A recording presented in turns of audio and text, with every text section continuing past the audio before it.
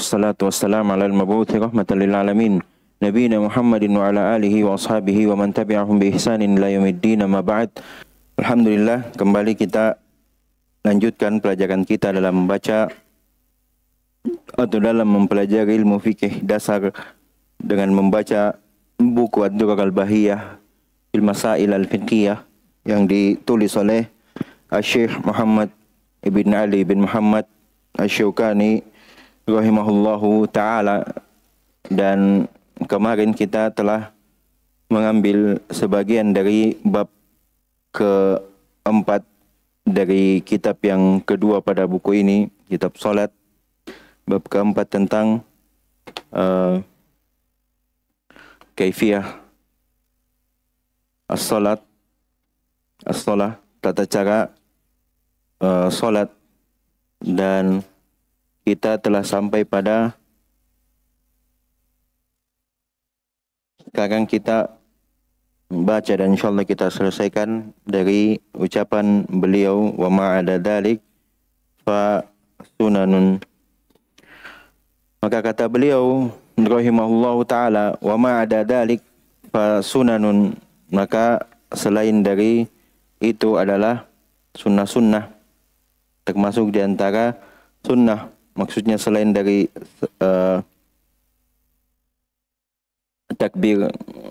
takbiratul ihram, takbiratul intiqal, baca al-Fatihah pada setiap rakaat walaupun dia seorang makmum, tasyahud akhir dan salam. Selain dari itu maka ia teranggap sebagai sunnah-sunnah, kata beliau. Kan kita baca dan sebutkan. Kata beliau rahimahullahu ta'ala, wa ma'ada dzalika fasunanun, kemudian selain dari itu adalah sunnah-sunnah. Wa hiya ar-raf'u fil mawadi'i al-arba'ah, dia adalah mengangkat tangan pada 4 tempat.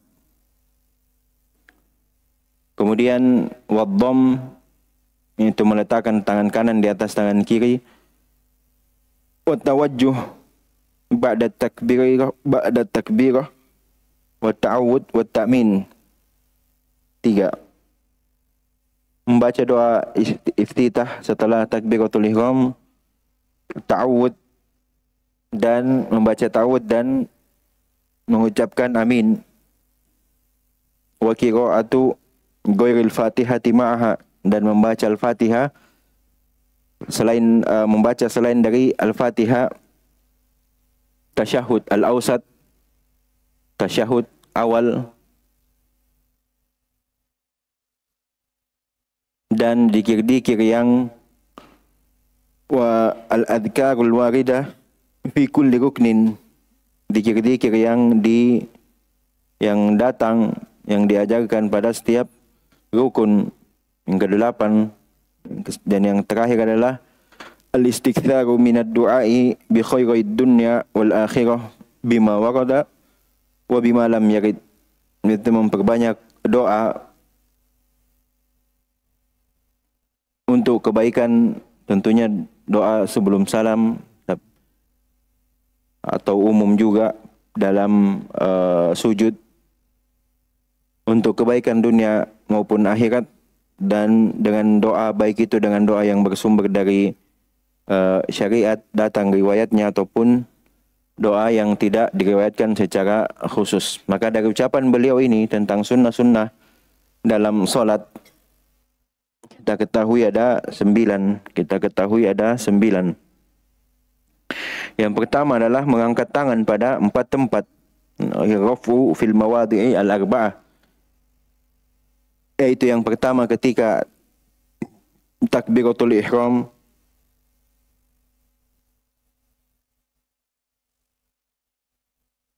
ketika ruku', ketika bangkit dari ruku', dan ketika bangkit dari tasyahud awal. Kenapa dianggap sunnah pada saat takbiratul ihram ini? Bukannya sudah disebutkan sebelumnya kalau dia adalah wajib. Takbiratul ihram wajib apa rukun? Kenapa masuk di sini?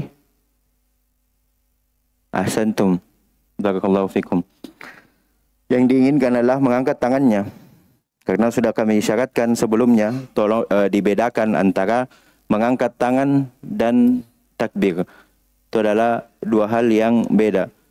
Takbiratul ihramnya dia adalah rukun. Adapun mengangkat tangan ketika takbiratul ihram adalah sunnah. Jadi di situ di 4 tempat tadi. Ketika takbiratul ihram, ketika ruku, ketika bangkit dari ruku, dan ketika bangkit dari tasyahud awal. Maksudnya ingin berdiri untuk rakaat ketiga. Dan hal ini berdasarkan hadis yang diriwayatkan oleh Imam Bukhari dan Imam Muslim dari sahabat Abdullah bin Umar radhiyallahu anhuma. Beliau berkata, "Ra'aitu Rasulullah sallallahu alaihi wasallam idza qama fi sholati rafa'a yadayhi hatta yakuna hadwa mankibaihi." Aku melihat Rasulullah sallallahu alaihi wasallam apabila beliau berdiri dalam salat, beliau mengangkat kedua tangannya hingga sejajar dengan kedua pundaknya. Berarti ini pendalilan untuk takbiratul ihram, mengangkat tangan saat takbiratul ihram. Ini yang pertama. Dan dalam hadis yang lain disebutkan juga oleh yang diriwayatkan oleh Imam Bukhari dari Nafi' Maula Abdullah bin Umar radhiyallahu anhuma, beliau berkata, anna Ibnu Umar kana idza dakhala fi sholati kabbara wa rafa'a yadayhi. Adalah Ibnu Umar, itu perbuatan sahabat, ketika ia hendak melaksanakan solat, ia bertakbir seraya mengangkat tangannya. Pertama, wa idza raka'a rafa'a yadayhi. Kedua, apabila hendak ruku, ia mengangkat tangannya. Wa idza qala sami Allahu liman hamidah rafa'a yadayhi. Dan apabila ia berucap sami Allahu liman hamidah rafa'a yadayhi, berarti ketika bangkit dari ruku. Ini yang ketiga. Wa idza qama min rak'ataini rafa'a yadayhi. Dan apabila beliau bangkit dari 2 rakaat, maksudnya untuk ke rakaat ketiga, bangkit dari tasyahud awal, beliau mengangkat tangannya. Ini tempat keempat. Wa rafa'a dzalika Ibnu Umar ila Nabi sallallahu alaihi wasallam. Dan Ibnu Umar radhiyallahu anhuma menisbatkan perbuatan itu kepada Nabi sallallahu alaihi wasallam. Jadi ini 4 tempat sunnah mengangkat tangan dalam salat. Kemudian yang kedua kata beliau wadham, yaitu meletakkan tangan kanan di atas tangan kiri. Yang dilakukan saat berdiri, yang biasa kita sebut sebagai dengan bersedekap, sesuai dengan hadis yang diriwayatkan oleh Imam Muslim dari sahabat Wa'il bin Hujr radhiyallahu anhu. Ia berkata, annahu ra'a an-nabiy sallallahu alaihi wasallam rafa'a yadayhi hina dakhala fi sholati kabbara thumma wada'a yadahu al-yumna ala al-yusra. Bahwa ia melihat Nabi sallallahu alaihi wasallam, Wa'il bin Hujr melihat beliau sallallahu alaihi wasallam ketika hendak salat, beliau bertakbir, kemudian meletakkan tangan kanan di atas tangan kirinya, Ini yang ditetapkan oleh Al-Imam Asy-Syaukani rahimahullah dalam buku ini sebagai sunnah. Bersamaan dengan kita ketahui bahwa beliau tinggal di Yaman, di tempat atau di bagian di wilayah yang di sana banyak Syiah yang mereka ketika sholat tidak meletakkan tangannya tapi menjulurkan tangannya ke bawah, tidak meletakkan tangan kanan di atas tangan kirinya. Ini bentuk kritik atau mungkin bentuk penetapan sunnah oleh Imam Asy-Syaukani rahimahullahu taala dalam buku beliau. Yang ketiga, at-tawajjuh ba'da takbirah, yaitu membaca doa iftitah atau istiftah setelah takbirah, itu setelah takbiratul ihram. takbiratul ihramnya rukun, angkat tangannya sunnah, kemudian membaca doa iftitahnya atau sebelumnya ad-dhammnya sunnah, meletakkan tangan kanan di atas tangan kiri, kemudian membaca doa istiftahnya juga sunnah. Tentunya ini berdasarkan hadis yang diriwayatkan oleh Imam Bukhari dan Imam Muslim dari sahabat Abu Hurairah radhiyallahu taala anhu. Beliau berkata, kana Rasulullah sallallahu alaihi wasallam yaskutu baina takbiri wa bainal qiraati iskatatan. Rasulullah sallallahu alaihi wasallam diam sejenak antara takbiratul ihram, baina takbir wa bainal qiraah, dan bacaan al-Fatihah. Fa qultu, maka Abu Hurairah berkata, bi abi wa ummi ya Rasulullah, demi ayah dan ibuku wahai Rasulullah. Sudah kita sebutkan bahwa yang diinginkan di sini, bukan di pelajaran ini, bahwa yang diinginkan di sini adalah bi abi wa ummi, bukan sumpah. Tidak diinginkan sebagai sumpah, melainkan sebuah ungkapan yang digunakan oleh orang Arab untuk menggambarkan sesuatu yang besar, sesuatu yang penting bagi mereka. Jadi bukan termasuk sumpah. Bi abi wa ummi ya Rasulullah, iskatuka baina takbiri wal qiraati ma taqul. Diamnya engkau antara takbir dan al-qiraah, bacaan al-Fatihah, apa yang engkau katakan? Lagi-lagi pertanyaan seorang sahabat kepada Rasulullah sallallahu alaihi wasallam memberikan motivasi kepada kita akan semangat mereka dalam belajar, semangat mereka dalam menuntut ilmu. Aqul, maka kata Nabi sallallahu alaihi wasallam, saya membaca Allahumma ba'id baini wa baina khotoyaya kama ba'adta bainal masyriqi wal maghribi, ila akhir, sampai akhir dari doa yang telah kita maklumi bersama. Ini adalah doa iftitah atau istiftah dari Nabi sallallahu alaihi wasallam. Dan ini adalah sunnah yang ketiga yang disebutkan oleh Imam Asy-Syaukani rahimahullahu taala. Wa ta'awud, kata beliau, yang keempat, ta'awud. Setelah membaca doa iftitah, disunahkan untuk berta'awud sebelum membaca Al-Fatihah. Itu ucapan a'udzubillahi minasyaitonirrajim. Di sana banyak bentuk-bentuk periwayatan ta'awud ini.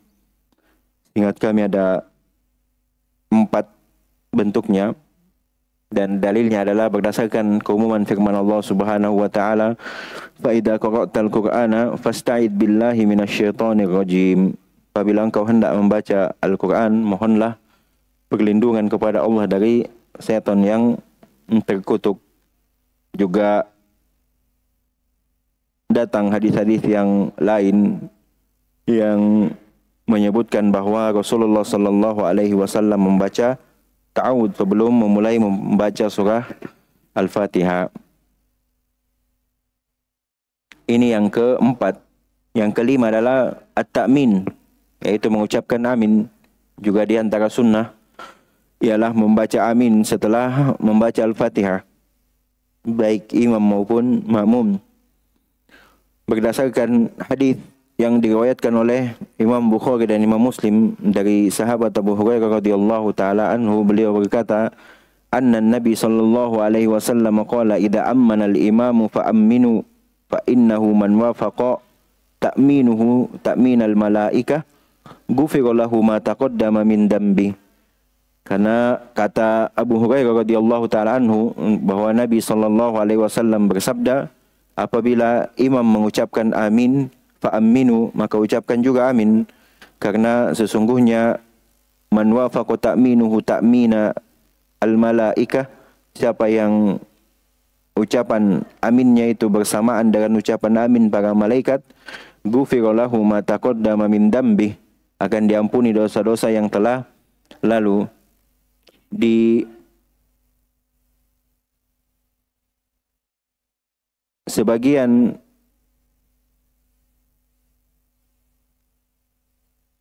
lafaz dari hadis ini terdapat padanya fa'aminu, amr, ya. Namun yang diinginkan adalah bukan wajib, tapi sunnah sebagaimana disebutkan oleh Syaukani rahimahullahu ta'ala. Itu yang ke-5.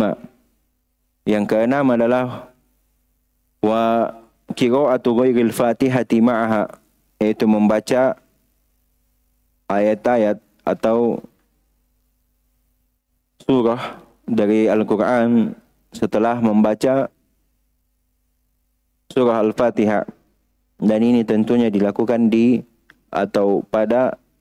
hanya pada rakaat pertama dan rakaat kedua jika solatnya 3 rakaat atau 4. Berdasarkan hadis yang diriwayatkan oleh Imam Bukhari dan Imam Muslim dari sahabat Abu Qatadah radhiyallahu taala anhu, beliau berkata bahwa Nabi sallallahu alaihi wasallam membaca pada solat zuhur di 2 rakaat pertama dengan Ummul Kitab, Al-Fatihah dan 2 surah lainnya, dan pada 2 rakaat terakhir hanya dengan Ummul Kitab. Dan tentu ini diketahui tidak dari suara, melainkan dari gerakan jenggot yang lebat ataukah durasi waktu yang dirasakan ketika sholat.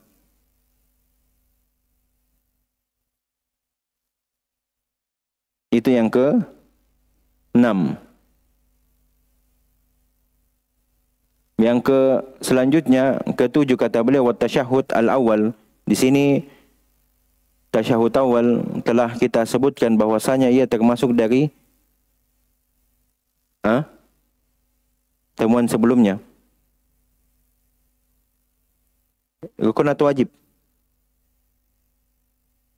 Rukun atau wajib? Tadi sama-sama berselisih ulama. Ada rukun, ada wajib. Wajib. Yang benarnya adalah wajib sebagaimana yang telah kita sebutkan, bukan sunnah. Yang disebutkan dalam hadis Abdullah bin Buhainah radhiyallahu anhu bahwa pernah suatu waktu Rasulullah sallallahu alaihi wasallam tidak melakukan atau lupa dari tasyahud awal. Kemudian ketika hendak salam, beliau sujud dengan 2 kali sujud sahwi sebelum salam. Ini menunjukkan akan wajibnya tasyahud awal, karena apabila ia adalah sunnah maka Rasulullah sallallahu alaihi wasallam tidak perlu untuk melakukan sujud sahwi. Wallahu a'lam.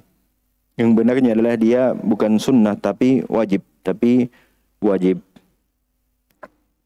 Selanjutnya yang ke-8 dari susunan beliau, wal adhkarul waridah fi kulli ruknin, membaca zikir-zikir pada setiap rukun. Yang benarnya adalah ada yang wajib dan ada yang sunnah.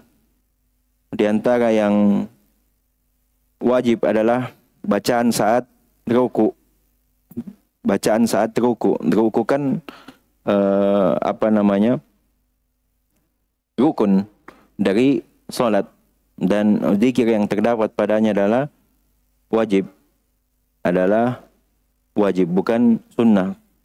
Seakan-akan dipahami dari ucapan beliau di sini adalah adhkarul waridah fi kulli ruknin, zikir-zikir yang dibaca pada setiap rukun itu termasuk sunnah, dan yang benarnya adalah wajib. Namun sebagian ada yang sunnah. Baca juga bacaan ketika bangkit dari ruku, tasmi' sami Allahu liman hamidah, ini bagi imam, dan tahmid bagi ma'mun. Rabbana lakal hamd, Rabbana walakal hamd. Ada beberapa bacaan yang datang menyebutkan hal tersebut. Juga bacaan atau zikir pada saat sujud. Ini di antara hal yang wajib, bukan sunnah. Juga disebutkan bacaan duduk di antara 2 sujud, termasuk di antara kewajiban, bukan sunnah. Kemudian di antara zikir yang sunnah adalah zikir yang dibaca setelah tasyahud akhir saat sebelum salam. Dan yang ini mungkin kita bisa masukkan pada poin berikutnya, karena di sana zikir-zikir tersebut terdapat doa-doa. Dan terakhir kata beliau, wal istighfaru minad du'ai bi khairid dunya wal akhirah bima warada wa bima lam yarid.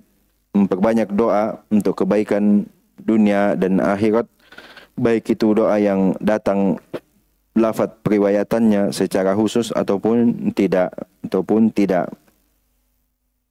Dan penekanan ini, sunnah ini terlebih lagi ketika sedang sujud, karena datang hadis yang diriwayatkan oleh Imam Muslim dari sahabat Abu Hurairah radhiyallahu taala anhu. Beliau berkata bahwa Rasulullah sallallahu alaihi wasallam bersabda, "Aqrabu ma yakunul 'abdu min rabbih wa huwa sajid fa aktsiru ad-du'a." Keadaan seorang hamba yang paling dekatnya dengan Rabb-nya adalah saat ia dalam keadaan sujud. Kemudian kata Rasulullah sallallahu alaihi wasallam, fa aktsiru ad-du'a. Juga dalam hadis yang lain, hadis yang cukup panjang yang padanya terdapat penyebutan doa atau bacaan tasyahud akhir dalam riwayat Imam Muslim dari sahabat Abdullah bin Mas'ud radhiyallahu taala anhu. Dalam hadis tersebut, setelah penyebutan bacaan tasyahud akhir, setelah Rasulullah mengajarkan tasyahud akhir bacaannya, beliau bersabda, "Tsumma yatakhayyaru minal mas'alati ma syaa." Kemudian setelah membaca tasyahud akhir itu, kata beliau, ia boleh memilih doa atau permintaan apa saja yang ia kehendaki, yang ia inginkan. Dan lafaz di situ adalah tsumma yatakhayyaru minal mas'alah ma syaa.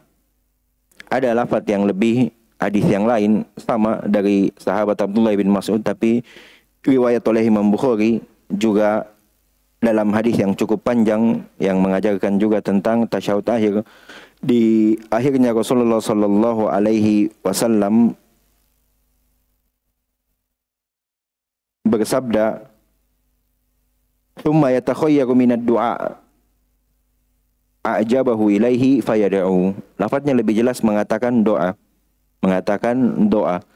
Kemudian ia memilih doa yang paling ia sukai. Ini setelah membaca tasyahud akhir. Kemudian ia memilih doa,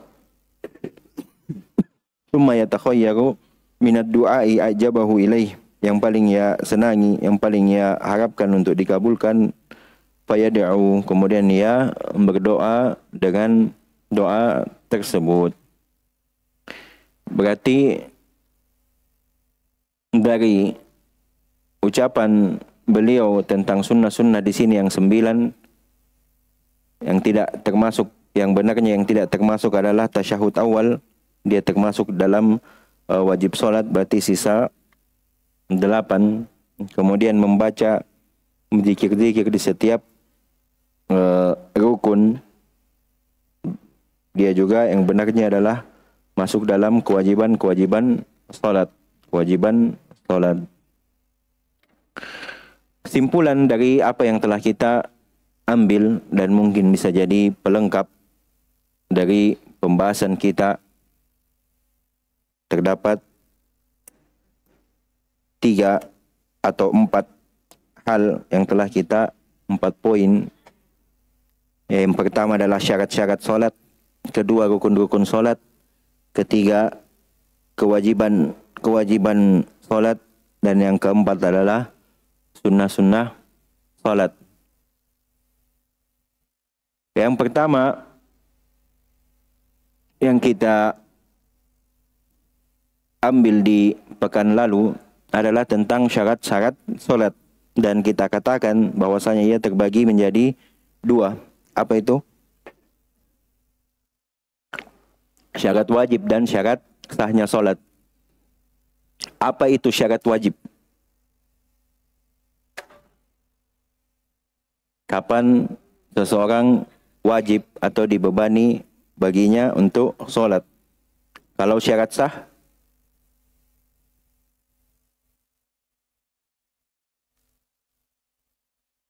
yang menentukan sah atau tidaknya sholat seseorang. Berapa syarat wajib? 4. Yang pertama, kemudian berakal, kemudian khusus bagi wanita dia suci dari haid dan nifas. Syarat sah solat: niat, masuk waktu solat, bersih dari hadas dan najis pada 3 hal. Yang pertama, pada badan, pada pakaian dan tempat solat. Yang keempat,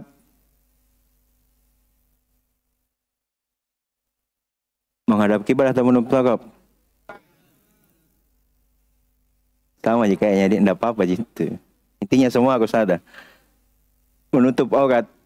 Kemudian yang kelima adalah menghadap kiblat. Pertanyaannya, di mana berwudu?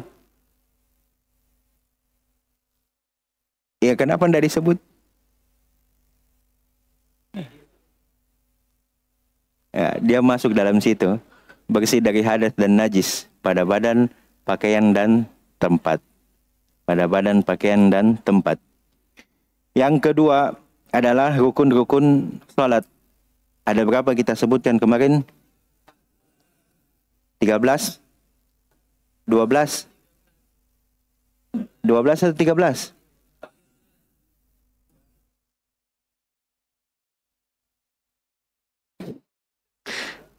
Yang 12, dengar baik-baik yang 13, apa yang kurang? Yang pertama, berdiri. Di antara para ulama ada yang menjadikan berdiri ini sebagai syarat. Dia masuk sebagai syarat. Tapi tidak apa-apa, sama-sama saja. Intinya dia kalau tidak sah, kalau dia mampu untuk berdiri kemudian tidak berdiri dan dia di solat di solat wajib. Kalau solat sunnah lain lagi pembahasannya.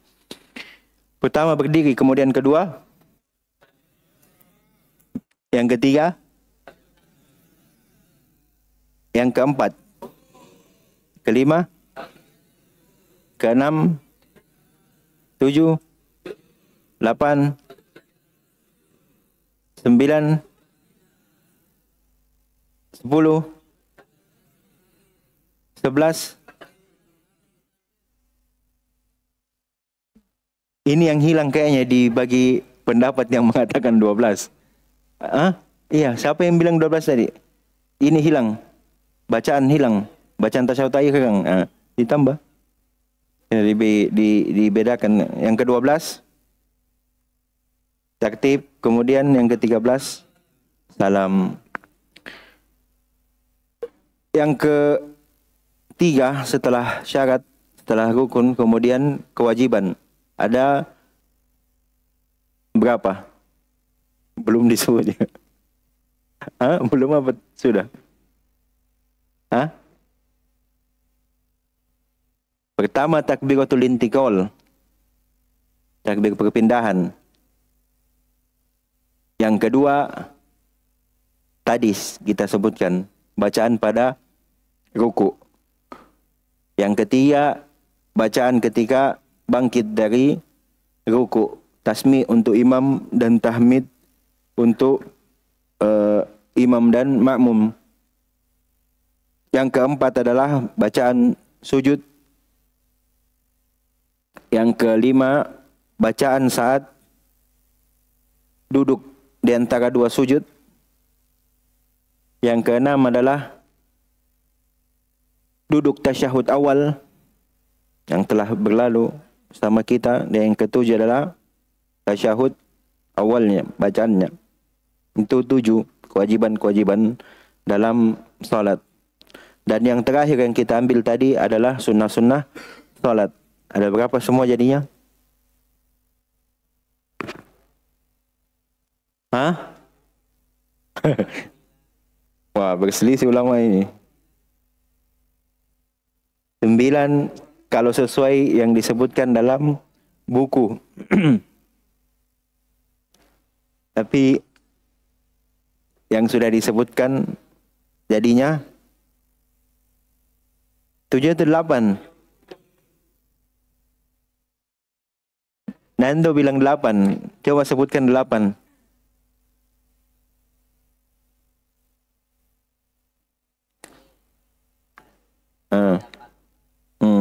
Berarti itu bisa 4. Iya, 1 itu 1.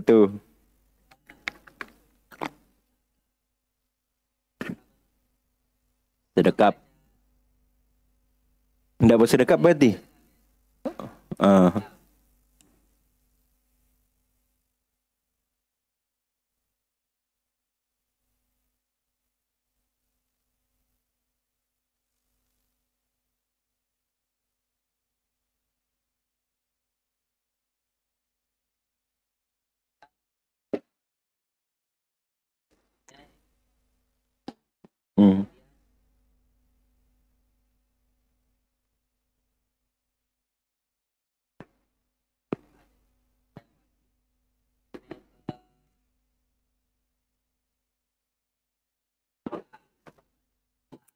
Jadi dia bilang 8.